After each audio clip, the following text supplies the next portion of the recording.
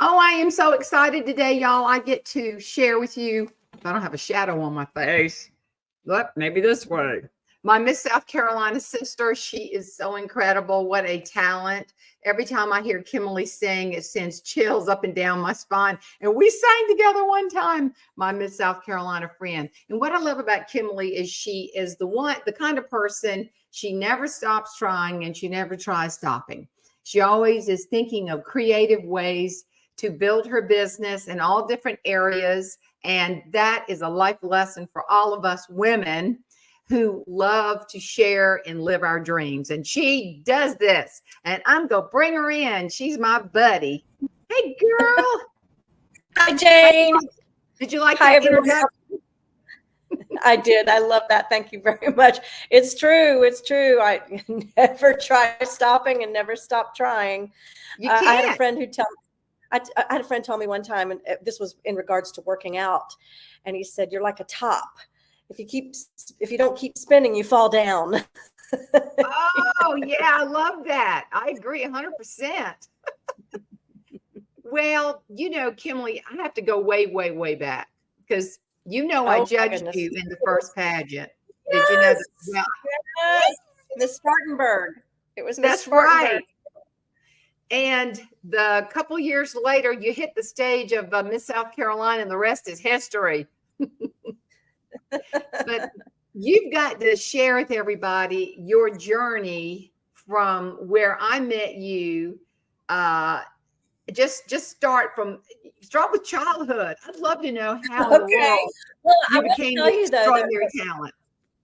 Oh my goodness. Well, I will tell you that my grandmother is the one who kind of got me into the whole Miss South Carolina thing. And my mom had coached a lot of students because she was a dance teacher for over 50 years. And that's actually kind of why I got into the business too, because my mom and dad met in the theater.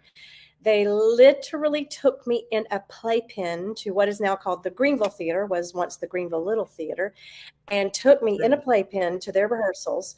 And so that's what happened right there. The director would be more interested in me. Gucci, Gucci, goo. That was one. And, they'd be like, Mr. McKay, what do we want for this lighting here? Like, oh, excuse me. So I was doomed, I guess, or I was destined, I guess, to be in the theater with those parents. So I'm grateful to them and grateful to my grandmother and my grandfather and all my family really for supporting me in those dreams, because it's not the easiest path to take. Girl, and you ended up, I remember sitting in the Majestic in New York at the Phantom of the Opera, and who is Christine but Kimilee Bryant? My friend Kimilee Bryant is on Broadway, and I almost fell out of my seat. Of course, your talent is unbelievable. I mean, when was that moment, Kimilee, where somebody said, you got talent? I mean, you got it. It was probably my mom, though. Like many little girls nowadays, everybody has a microphone. Like I have one right over here. I'm in my voice studio right now. But I used a hairbrush like a lot of little girls did back in the day and sing into their hairbrush. And I was singing along with a record. I'm that old that I had records. I didn't have 8 tracks, but I had records. And I was singing along probably with either Barbra Streisand. Oh, and girl, you're singing my tune now. Oh, my goodness. Well, I credit her with not only my voice teachers, but credit her with me getting the voice, the capacity, the breath capacity, because I used to try to outdo her. You know how she would just sing these long phrases, the notes would just go on forever. And I would try to see if I could sing it longer than she, not knowing that, she was in the recording studio. She could have, but you could have cheated. Could have, yeah. Who knows? She probably didn't. She's the real deal. But my mother thought she was listening to the record, and she opened the door, and I was singing, and she thought it was the record. So that's when she knew, I guess. And then she sent me to her voice teacher, because I'd mentioned my parents met in the theater, and they had, she was a kind of a well-known teacher here in this town called Iva Dixon. Iva, we called her Iva the driver. Iva Dixon, yes. Yes, she was very well-known here. She's the bomb. Yes, they sent me to her at a young age. And at first they said, well, let her get some piano lessons first. She's a little young for voice lessons. And then Iva came to see me in a production at the Greenville Theater, the children's production of, I believe it was Tom Sawyer. And I was singing above all the other kids. You could hear me. Wasn't my thing back then. And she said, you better get that child in here so I can protect her voice. So that's when it started, probably around 8 or 9. Oh, And wow. yeah. And then when I went to New York at 8 was the first time I went as a visitor with my mom and my grandmother. And we went to see show after show after show. It was a weekend, but we saw like 5 shows and a ballet while we were there. And I said then, and this will be in my book one day, but so here's a little preview. I said at 8 years old, I said, I want to live here one day and be on Broadway. And my mom said, here's what my mom said, talk about, putting it out there in the universe. My mom said, well, in about 20 years, somebody has to, why not you?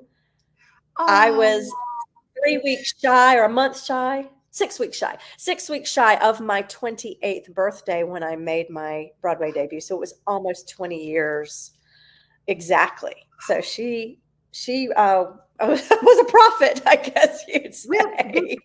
Excuse this. It's my cat. And either I'm going to pet her or she will ruin my dog is looking at me. Yeah. My dog is looking at me. What's happening? Why am I not in your lap?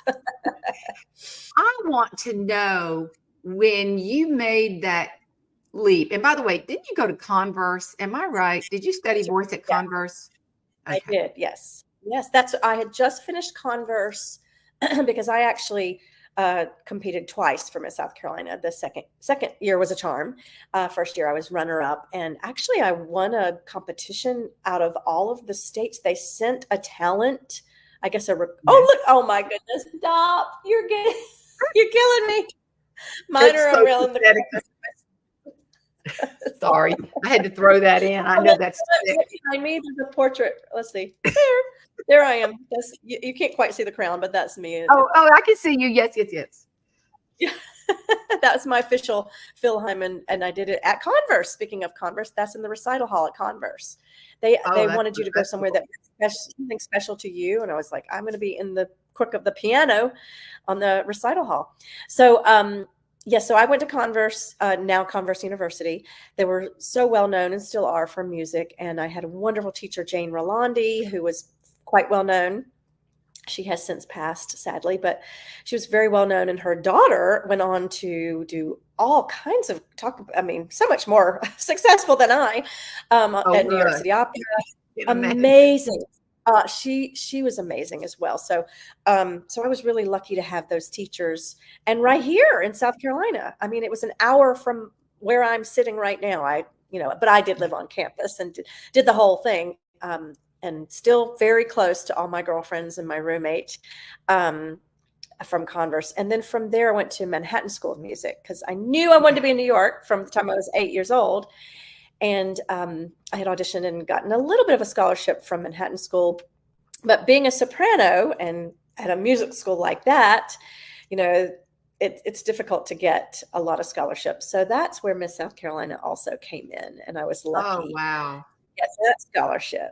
And then I soon love after that, I was going to ask you, I want to know the moment you got the call or the call back for the Phantom of the Opera. And you are one of how many Christines, because that is the most beautiful, and it's played for a long time on Broadway. Is it still playing? I thought it just ended in April. I was able to be there, and so I can tell you actually because they put us up on the screen. I'll have to send you a picture, Jane. Oh, please do. I can embed it in here.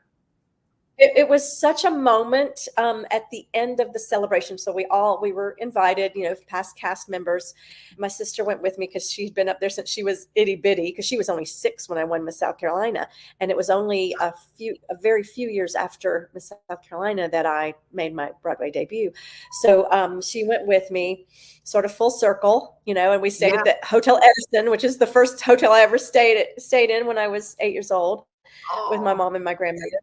And so we went, and at the end of the celebration, all the cast was out there, and the original cast, which I was not, I was a little bit younger than that. Here comes Kitty. Sorry. They started flashing original photos of the cast. Then they started showing all the phantoms from the past 35 years. Then they Oh showed my. Sarah Brightman, and I thought, I wonder if they're going to show all the Christines. Are they going to put me up there? And sure enough, there was my picture up there, and people were cheering for all their favorites. And my sister took the camera away, my phone away from me, because of course I was shaking and I didn't have the best. She took it so she could video it for me. And it was very exciting to be included among those very talented women over the past 35 years. So I think there may be 40, and that's a lot of years. And it feels like a big number, but when your show has been running that long, that's a really nice group. Just like we are very, blessed to be Miss South Carolina's. It's a special club, I guess you'd say. It is. I love everybody. I know it sounds like a beauty queen thing, but I really do. I think everybody's amazing. I've been back in South Carolina for little over 8 years now. Back from New York, and I almost went back again. I'll tell you about that later. I keep getting a little close. They keep calling me for shows, and then I keep getting close. I getting on the short list. I guess it's nice to be on the short list. But since I've been back, it's been so wonderful to get to know everyone even more so. I mean, of course, you and I were always kind of in contact, but Dawn Smith Jordan. Oh, she's incredible.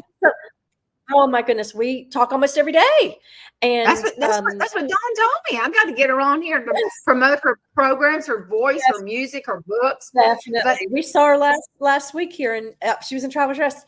So I've just enjoyed and getting to know the younger generation of our sisters, and the older that are a little bit older than I am. When I first came back, I thought this was funny. When I first came back 8 years ago, I guess 8.5 years ago, and came down to Columbia for the pageant, I was in the middle of the line, of the Forever Miss South Carolina. And now I'm getting towards the end. I was like, what's happening? No, that's not a good feeling. But you know what?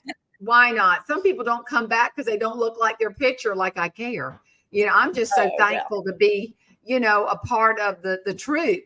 But so I'm gonna tell you, and you already know this, Hugh Panero, yes. Yeah. See, we have him coming to Aiken, and I said, Thomas, you need to get Kimilee, because I know you're with that group of performers. See, and so Hugh was the Phantom.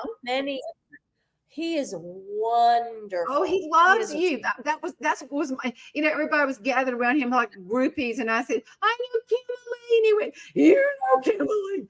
And then, I got attention because I knew you. I'm going to send you a picture of me and Hugh that actually I just posted yesterday. I have a whole Instagram that's just devoted to Phantom, because it's just easy to find things.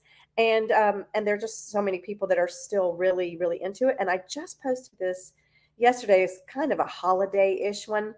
But also I have this beautiful picture of him with my then puppy. She's 13 now. So I will have to send you both of those, and we can put them in here. Well, I'll put those in our little recording. And you're now. That's me as Carlotta. And that's huge. I'll send you. Gosh, look at that. Well, one other thing, I want to go to the moment where your dream started to, like you got the call, or you're standing there and they're saying you got the part. That's what I want to hear, because I want to live that with you. It's kind of a fun story too, because so I had auditioned, I guess, previously. And I was doing a young artist program with an opera company, Portland Opera, in Portland, Oregon. So I was way on the other side of the country. And they had me come and do a callback there. They wanted me to come to New York. They said, oh, don't worry, we're going to be in San Francisco. So why don't you just come down there? And I was able, thankfully, the opera company let me out of a preview performance. I didn't have a big role in that particular opera. It was Don Carlo, and I had what is called a pants role. I was a page boy character. And they said, we can cut that from that particular preview performance. And they were, thank goodness they let me do that. So I flew a short flight to San Francisco. I remember the dress. I went to Betsy Johnson and bought myself my lucky dress. Your lucky dress. And my lucky dress. I wore it for a long time after that too. Don't ask Well, me to heck get in yeah. it. Yes, yes, it was my lucky dress. So, flew to San Francisco, and then I went in and sang everything.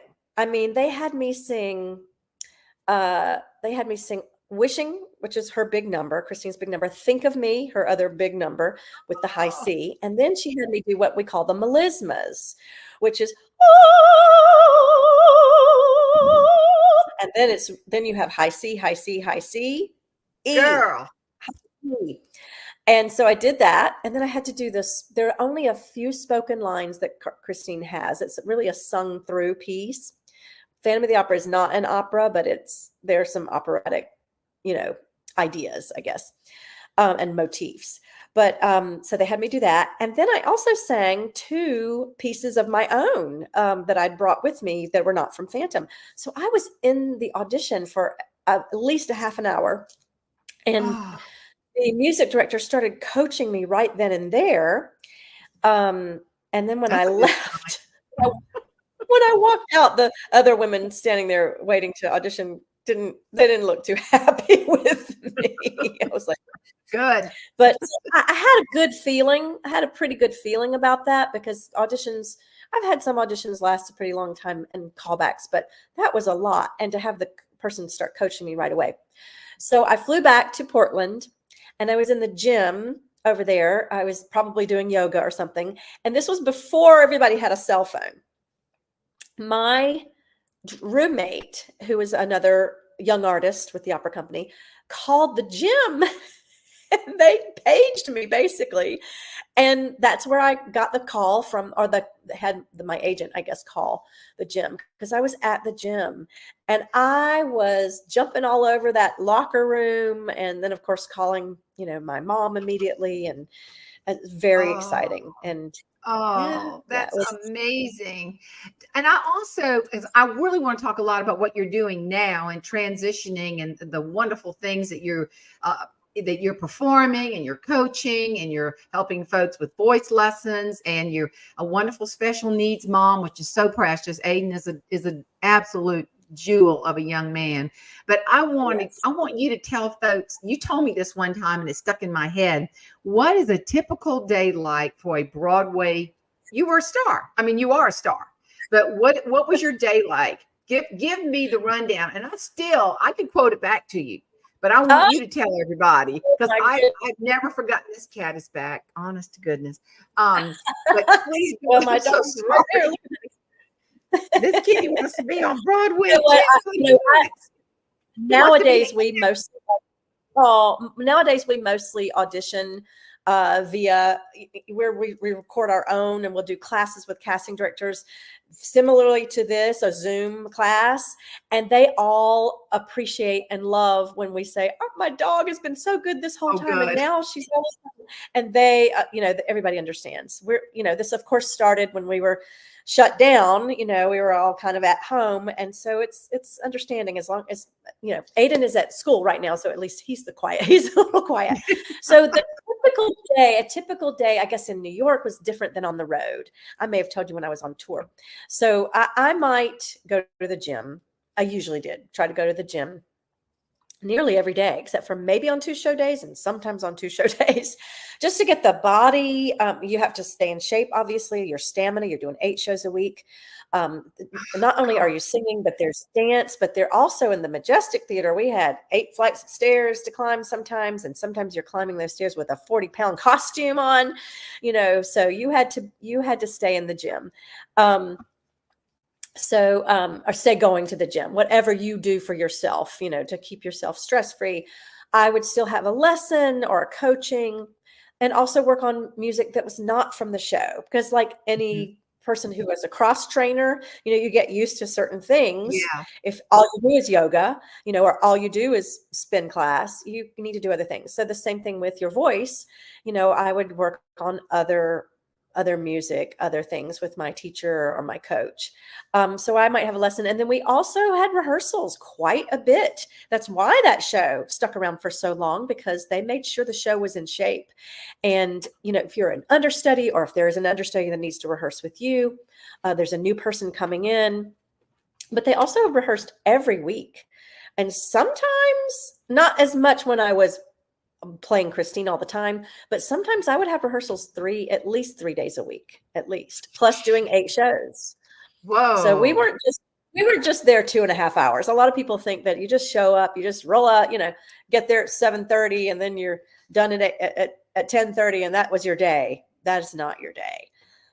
You're doing all kinds of things to maintain your, and it's very difficult, I have to say, when you're a parent. So I have not been in an 8-show-a-week schedule as a parent, but I just recently did a show. I just closed a show. I saw that was on about Facebook.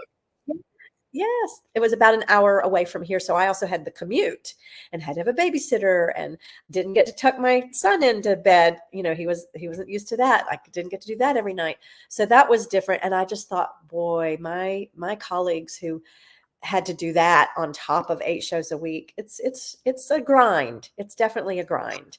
It's not digging ditches, and it's not, there are a lot of hard jobs out there in the universe, but I think it's a lot more than people think it is. Well, this is just my personal question. What would you do, Kimilee, if you felt the dreaded dripping of the sinuses and the sore throat coming on? That had to strike fear in you as a performer. Yes. I have it right now, and just a little congestion, probably the change of weather. It turned really cold up here in the upstate. And in fact, I was caroling. We'll talk about that later. I was conducting and caroling with my group, our theater company, on Saturday. So that probably didn't help. But I had it the first week we opened the show I just did. The show was called 110 in the Shade. Beautiful, beautiful music from that show. Great role. Oh my gosh, what a great role that I had the opportunity to do. Lots of herbal tea and honey. Local honey is the best. Lemon. And okay, you're going to love this. Here's what I did at night sometimes. A little bourbon. A little bourbon to help keep that cough. That's right. And Mucinex. Mucinex is a good one. The Sudafed's not so great. Don't take ibuprofen, take Tylenol, which you're also told if you're having some sort of surgery. So ibuprofen if you're not singing, if you've got, sore muscles or something, if you're not singing. So those are kind of the things that I would do. Rest. But you're right. It's sort of like, oh no. And also the good thing about a Broadway company or a national tour or anything that's a more professional company is that they're always understudies and covers. That's not always the case when you're a local show. And so you kind of have to get through it, or they have to cancel. And so they rarely will cancel anything on Broadway or a national tour or something, because they're always very adequate, more than adequate, I should say. I was one of them at some point. They're very talented covers. So the show always goes on. So you can take a break. That is a good thing to know. When you are sick, you don't have to go. You can stay home and get well. And we had so many sick days built into our contract. You would accrue one a month. And so I wouldn't take one a month. I would save them up in case I really got sick, so that's the way that works. Well, so now, jet ahead, you've moved back, and then you started a different business, all related to your amazing talent. Take us through that journey. Okay. Well, I mean, like I mentioned before, I keep getting these little enticing offers to come back to New York, and I might do it at for a short period if that was an opportunity that worked for me and worked for my son. I just had an invitation and I haven't heard back yet. So, but anyway, if it happens, I'll let you know. But I started teaching privately. I taught a little bit in New York, and I'd even taught when I lived in Switzerland. I taught some of the ballerinas in our cast because I did do Phantom in Switzerland as well. So I mostly teach full time. I've taught at a couple of universities. In fact, Converse, I taught there. I taught an opera workshop at Anderson University. I taught private voice as well as musical theater history and their review. I directed their Broadway review. So I started doing that, but I also started with my sister a theater company, South Carolina Repertory Theater. And we've produced the show Into the Woods, which a lot of people know. It's a Sondheim show, and it's sort of fractured fairy tales, I guess you might say. We produced that show, and then we had to take a little break because of the special needs issues. And then we had these great master classes. So the other thing, like we mentioned, Hugh Panero, I have so many friends that come down to perform close to us at the Peace Center. I'm able to get them to do master classes or talkbacks. And I invite not just my students, but other students to come to those. So we've done that as our theater company. So right before we shut down, my friend Jimmy Smagula did a master class for us. He was in Les Mis. And we said, it's a master class for the master of the house, because he played Thénardier, who's the master of the house. And he just opened on Broadway last week in Spamalot. And he was on the Macy's parade. So it was fun to see him there. So Nice. A lot of my students and some other of my colleague students did a class with him. So now they got to see him there. So it's so fun to be able to give that kind of experience to local students, because I didn't have that, even though I had wonderful teachers who I mentioned. I didn't have that sort of like direct from Broadway experience, that like this person has been on Broadway. I found out later that my teacher, Jane Rolandi, had auditioned for Rodgers and Hammerstein themselves. So I found out later. We did have that connection, but we didn't know that back then. Yeah. But so I mostly am teaching now, and I mentioned the carolers. So we've done this for 3 years.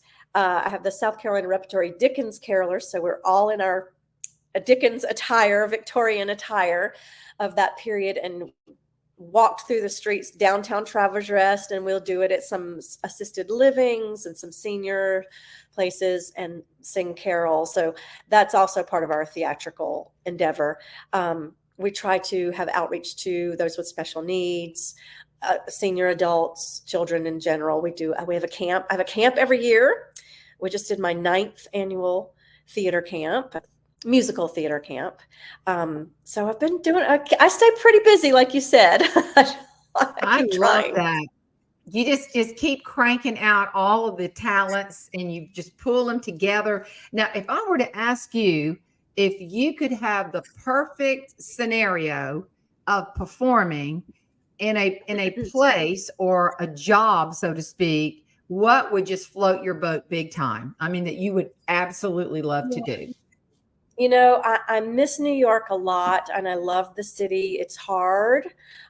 If we had some kind of opportunity like that here, if I could live here, live next to my mom, live in South Carolina, and have the quality of, which again, I do love New York, and I know a lot of people don't understand if you don't live there, and there's some hard things about it. But if I had an opportunity here, or even not far from here, like for instance, I do have a friend who is on a Netflix TV show that films in Charleston. She's not even from here. And I'm like, why do you have that job? That's not Outer Banks, is it, by chance? No, it's called Sweet Magnolias. Oh, yeah. I've seen that. Yeah. Oh, yeah. Yeah, and it films in Charleston. And my friend, the one who plays the chef, we were in a show called The Pirate Queen together. And there's another gal on there, they're the 3, Sweet Magnolias. There's another gal on there who was a Broadway performer. So that, if I could do something like that, and my son could, it could be close enough to my mom and my other family, that would be, I guess, if you're asking like the best case scenario, I would do something like that was close by. So it would have that Netflix Broadway connection. And now, Kimilee, don't you have a troupe of performers, and you all do like a Broadway review? Am I wrong? And you all travel around and you entertain privately groups? Yes. Thank you for bringing that up. I haven't done that in a while. In fact, you are the one that helped me start that with the National Speakers Association. Yes. Yes. And there was one I didn't even get to sing because I was in California, and the event was in New York. And so I sent another Christine in my place. So it's Ruby Lee Productions. And I usually have, and I have done this in Cape May, New Jersey. We've done it in Miami. We've done it in Atlantic City. We've done it in various places, Connecticut, where I bring a couple of my Broadway guys, usually, or a gal, maybe 3 or 4, depends on the budget of the venue.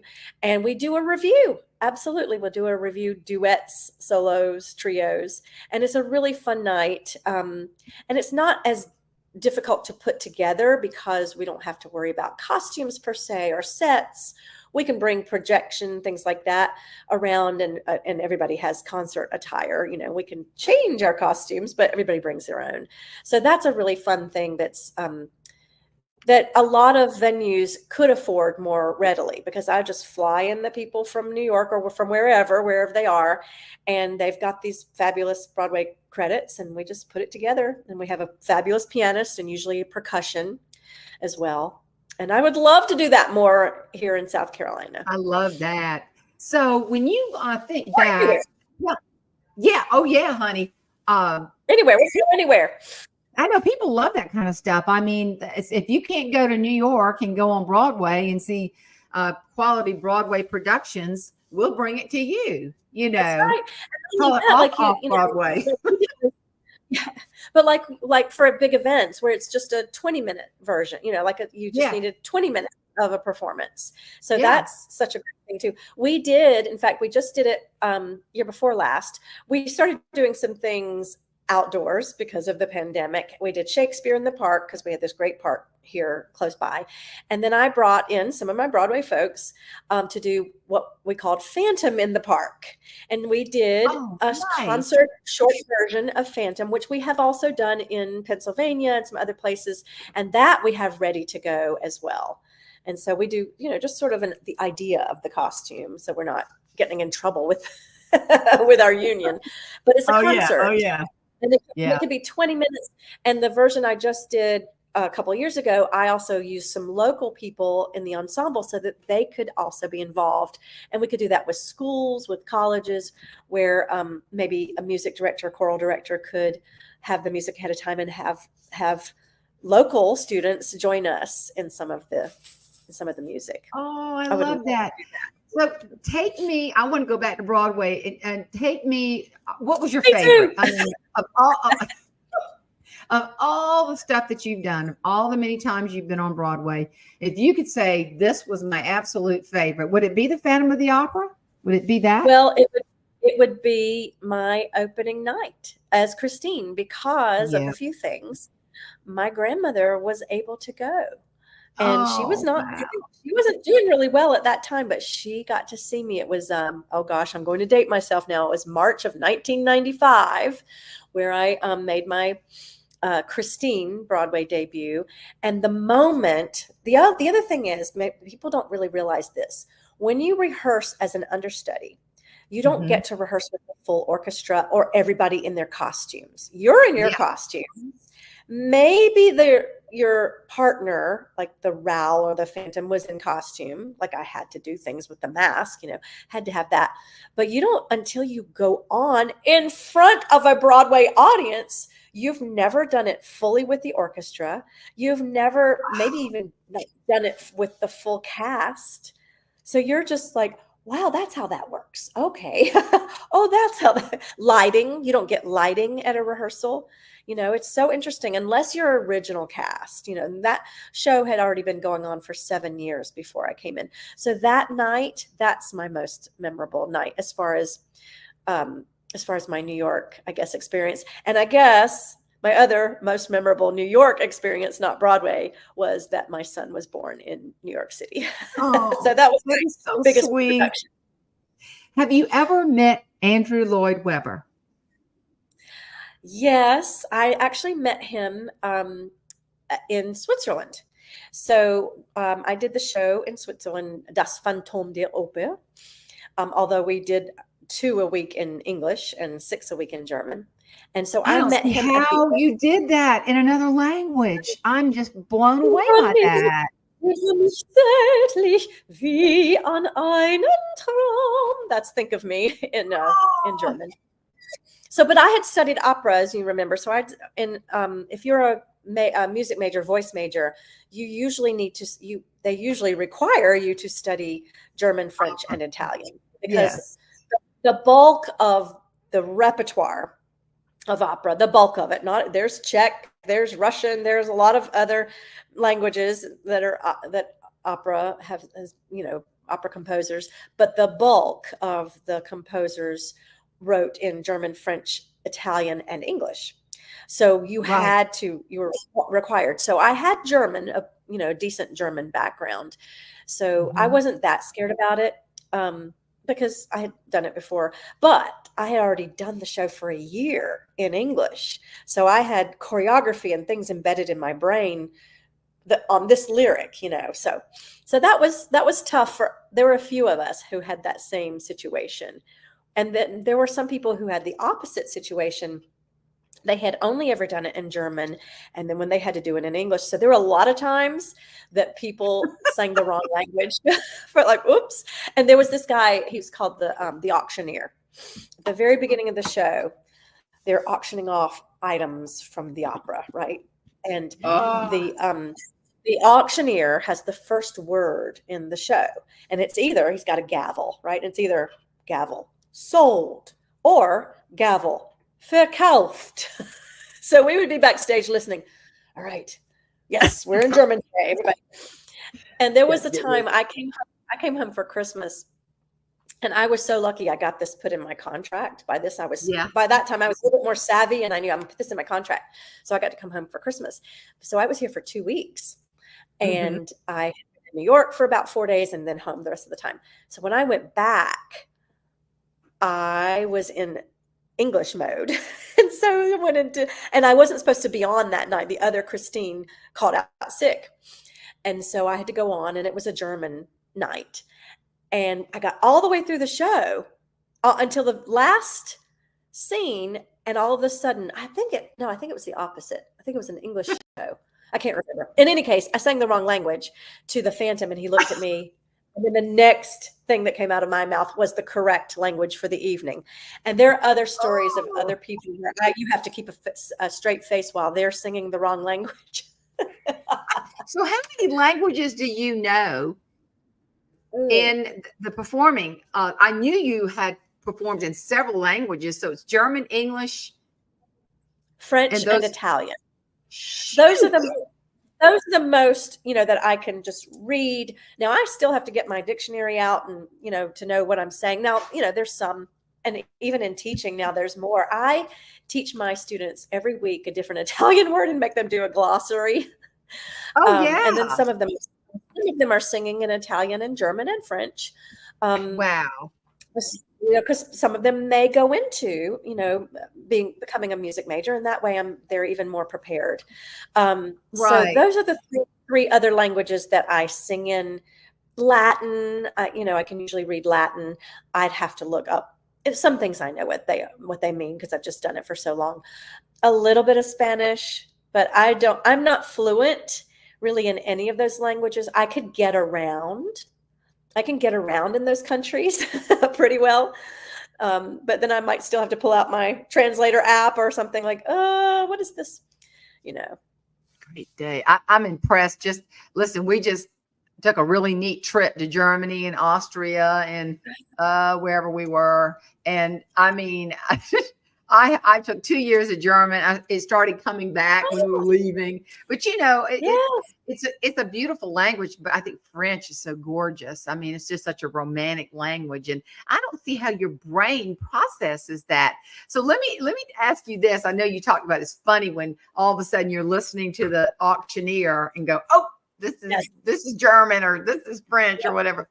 But can you tell me a really funny moment where you had, the key word here is recover. You got to recover and keep in character. Do you have a funny story about that, Kimilee? All right. Well, it will be a Meg. Okay. So Meg Giry is Christine's friend, the ballerina. And this particular one, so I had to recover. I wasn't the one that made the mistake this time, but I had to keep the straight face and recover.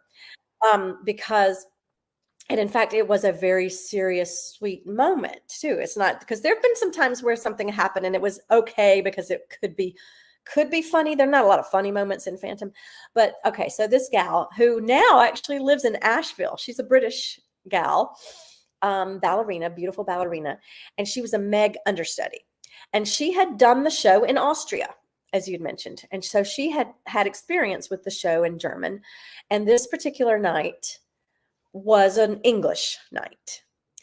And in the German, her line was, "Bravo, Christine, du warst fantastisch.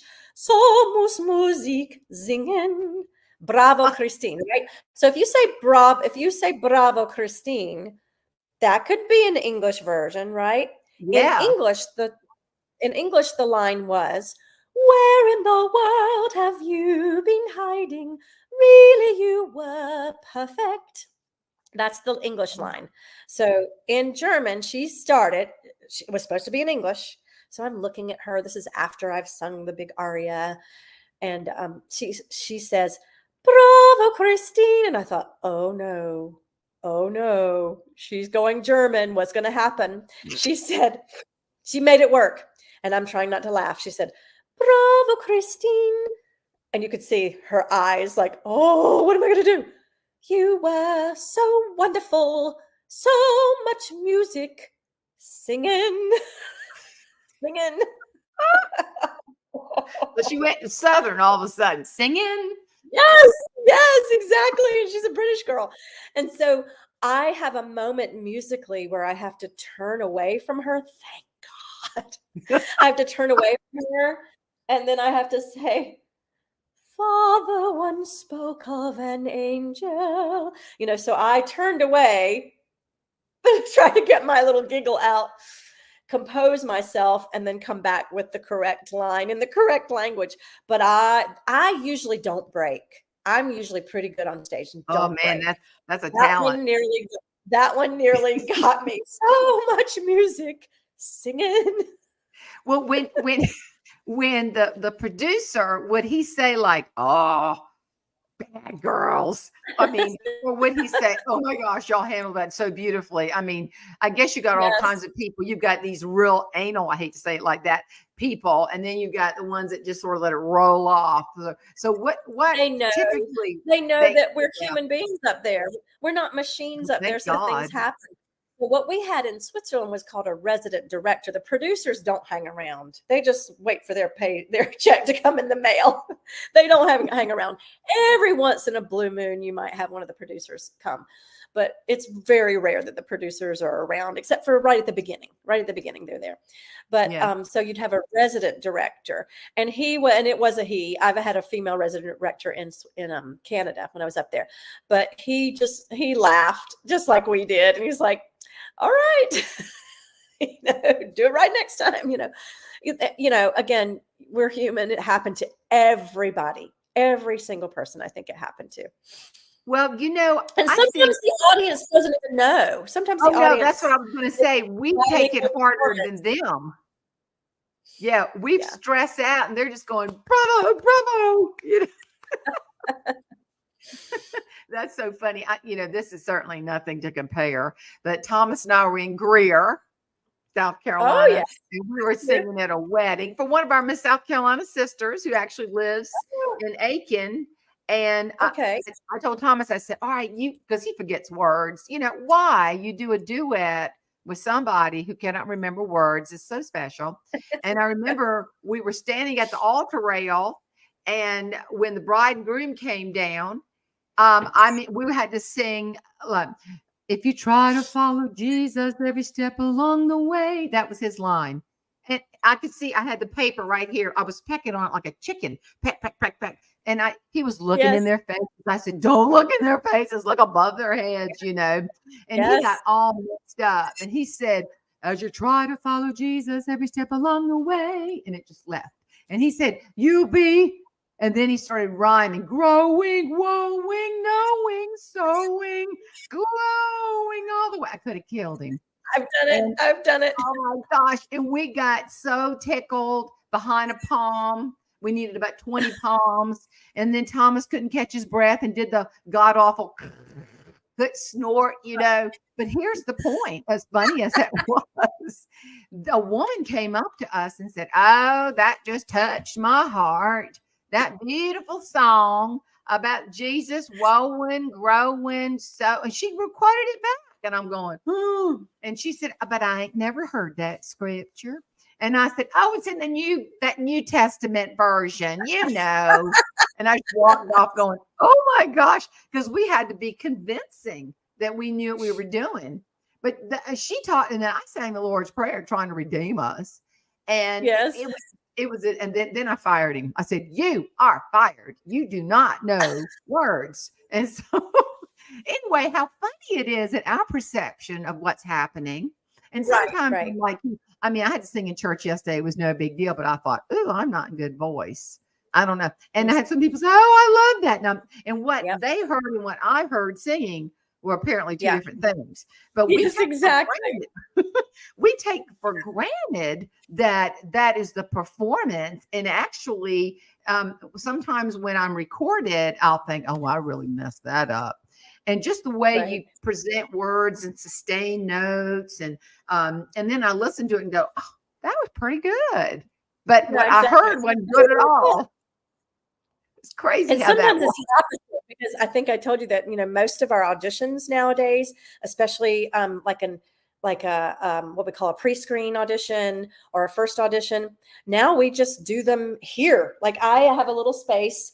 A lot of people have the green screens or the black or the blue screens. My sister has that because she does auditions from her apartment in LA. She's in LA, but she does these auditions. So anyway, we'll do those. But a lot of times I will go back and I'm like, "Oh, that wasn't quite right." And you do all these takes, whereas in the room, if you're in the room, they might not notice that little glitch, like that little something happens, or just what the word wasn't exactly right, or you said the wrong word, and they usually don't care. But because we're watching them back now, as actors, we're like, "Oh, that wasn't perfect." And you have to be competitive, so we worry about those things, which we don't need to worry so much, No, we really put too much as artists. We put a whole lot of stress on ourselves, and it's ridiculous, really, what we do. But I had a friend of mine yesterday, Steve Rizzo. He's a great guy. He's in New York. I say Long Island. He's up there somewhere. But he was talking about his grandson, 11 years old, in The Wizard of Oz. And he said that his grandson was nervous about playing the part of the lion. And so the piano starts a little vamp, and all of a sudden he just froze. And Steve can do the lion real well. In character, like you wouldn't believe, because he's done that so many times in different parodies that he and I have done parodies together. And the 11-year-old grandson just said, "Pop, I don't know what to do." And he said, "Just try to find some humor in it. And if you mess up, just own it and have fun with it." Yeah. And so he's in that lion voice. And I wish I could do the lion voice, but he's going up to the artist and going, "I messed up. I just messed up, didn't I?" In that lion voice. And he said he got a standing ovation. And then because then the piano starts again, and he got it. It just like he needed one more time for it to get. But he said the way he handled it as an 11-year-old was pretty brilliant. Just the fact that he didn't let it get to him and, freeze up like that. But I don't know if I've told you this. My good friend, Jeff Slutsky, writes parodies. And I don't know, he called me up. He said, "I got a song for you." And I said, "What do you mean?" He said, "Well, you're an old pageant girl." Of course, then I wanted to slap him, Yes, I know. And he said, "I've got a song for you." And so he rewrote Music of the Night. And it was changed into a parody. "I'm the keynote speaker of the night." And it goes into "People eating chicken left and right, for I'm the keynote speaker of the night." And then it's funny. It goes, "And I can't sing it right now. I launch into my strongest anecdotes, and the crowd begins to bond with me." And I remember this part. "On the edges of their chairs, astonished looks. That's when I start to show my books." Isn't that funny? And people just, I love it. It's hilarious. Like, he writes parodies just from all the music. Oh my goodness! He'll tell me to call me and I'll do that. Yeah, see, that'd be perfect for you. You could do some fun parodies. So what I love like that. to do, we were talking about some of the things I'm doing now, but that's what I'd like to do more, what you're doing and what our sister Dawn does. And I'd love to go and talk about to special needs organizations and any organization, but of course that's something I'm very passionate about right now. But and have some lightness about it. Another mutual friend of ours, I think Lori Unum, down she's in Columbia now, but she competed around the time I did. And her son is autistic, and Dawn and I both did an event for her there. It was a national event, just happened to be in Columbia. She does it in different places around the country. But I would love to do that. The parodies. It's a cabaret thing. If you go to any cabaret in New York, they do so many parodies. So we did a little bit. I actually have a little bit of a Phantom parody too, somewhere written down. So I'll have to send you that. Well, that would be hilarious. Jeff was doing a presentation for Bristol Myers Drug Company, and he had to introduce different drug names, and it was unbelievable how he came up, and he did The Sound of Music, and one of his songs.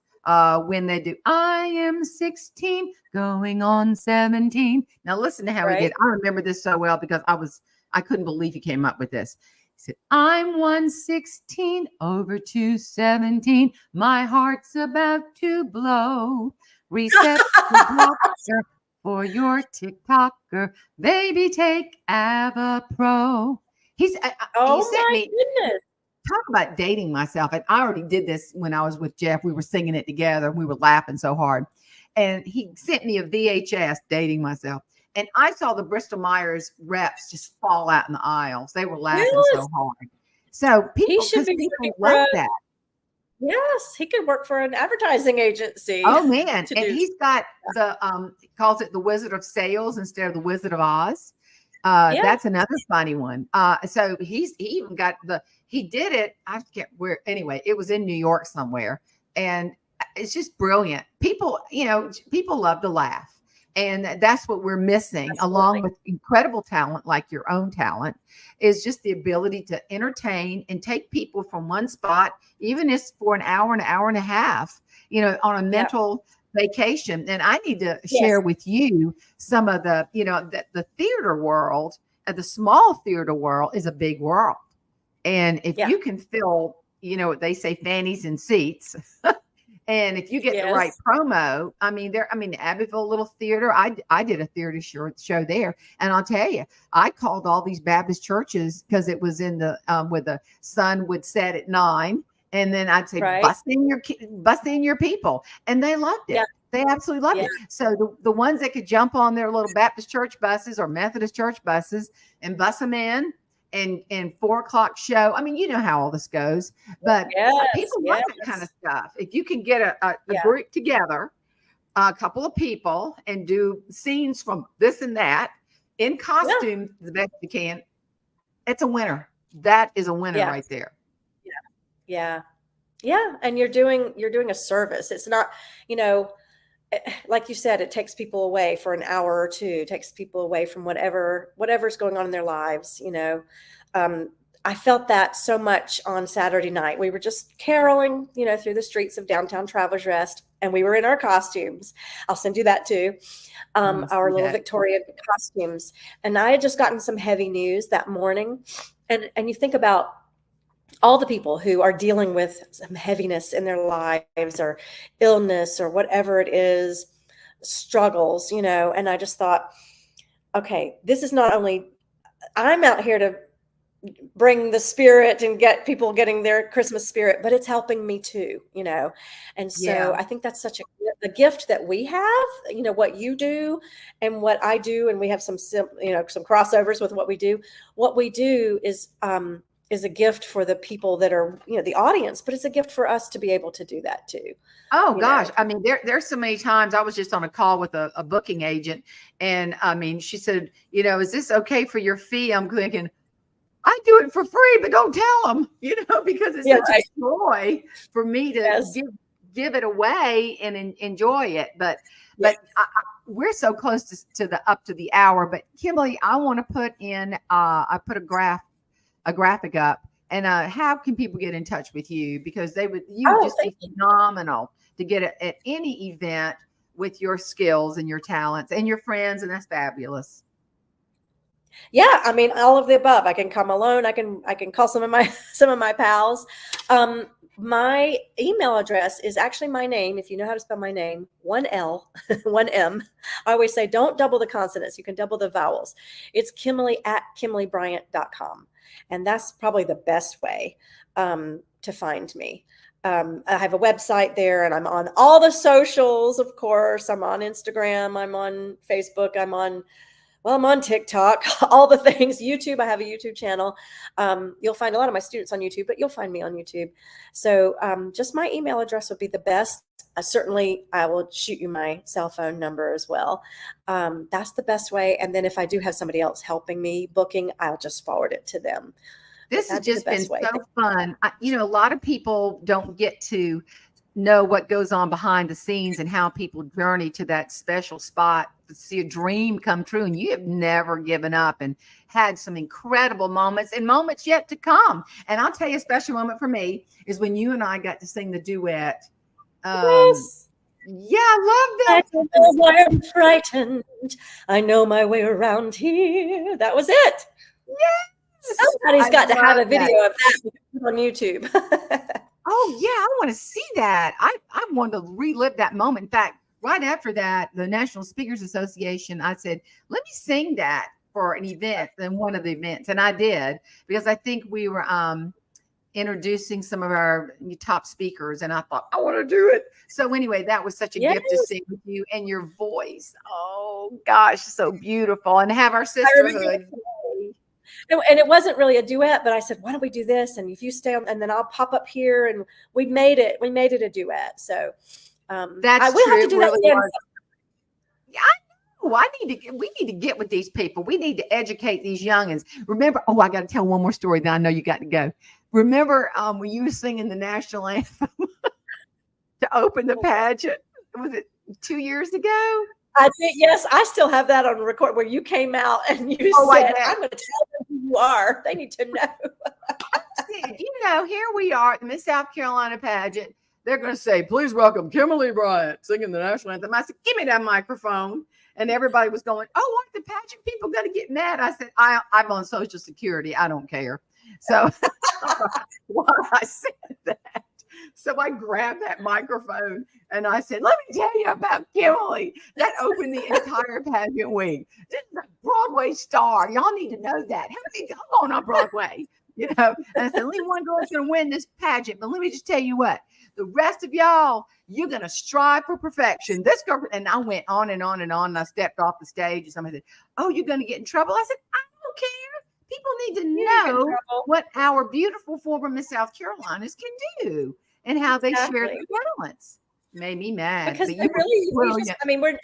it's nice that we get to walk across the stage, but like you said, they need to know what happens after. It's not over after they put the crown on somebody else's head. It's not over. That's right. And it does not over. Yeah. Yeah. No. And you know what, Jane, this is probably do another hour. But it goes from here to here, or wherever my heart is. I mean, how you can serve people. Yeah, you're right. It's in the corner. I have the whole trophy case for my students to see that my mother had in her dance studio for years and years and years. And then they moved it to the house. And then when I bought this house, she said, I'm sending trophies and the crowns over. So I've let a lot of my students try it on, but it stays behind a little case. But no, you're absolutely right. And we could do another episode, Jane. I have so many more stories that I could tell you. I know we will. We will definitely do that. Have you back. It's been fun, sweetie. Well, I know you've got to pick up sweet Aiden and your life is busy. And I hope you have a wonderful Christmas. From his teacher. I just got a text from his teacher about something that's going on. I'm like, oh boy. You just won't think about it, but we're going to sign off. It's okay. It wasn't okay. It was fine. I know. I loved it. Mwah. Give a kiss to Aiden for me. Thank you, sugar. Let me know. I'll send you those pictures so you can put them in, and let me know if you need anything else. I would love that. Big hug. Okay. Mwah.